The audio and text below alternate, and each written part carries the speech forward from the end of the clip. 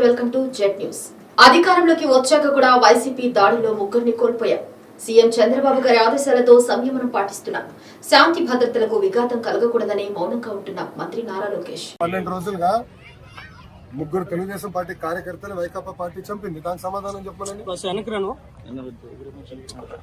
Tummapudi మంగళగిరిలోనే minority సోదరుని వైకాపా నాయకుడు చంపాడు. బ్యాట్ పట్టుకుని కొట్టి చంపేశాడు.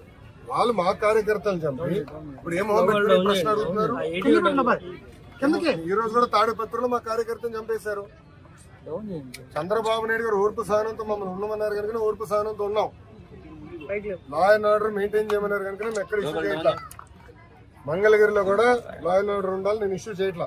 చెప్తున్నా, మిమ్మల్ని అడుగుతున్నా, ఎక్కడండి వైకాపా కార్యకర్త ఎవరు దెబ్బ తగిలింది, ఎవరిని చంపా? మేము ఒక్కడి జోలికి వెళ్ళాం. మేము వాళ్ళు ముగ్గురు మమ్మల్ని చంపి తిప్పి మా పైన ఆరోపణ చేస్తాం. కరెక్ట్ గా రుషికొండ ప్యాలెస్ బహిర్గతం అయింది.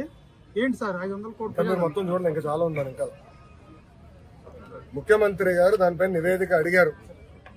ఎంత ఖర్చు అయింది, దేనికి ఖర్చు పెట్టారు, మొత్తం డీటెయిల్స్ అడిగారు. ఇంకా రావాల్సిన అవసరం ఉంది. ఇదే కాదు, ఇలా చాలా కట్టినట్టున్నారు. అన్ని వివరాలు వచ్చిన తర్వాత ప్రజల ముందర పెడతాం. వాళ్ళ ఇంట్లో కూడా ఫర్నిచర్ 46 కోట్లు ఉందంట.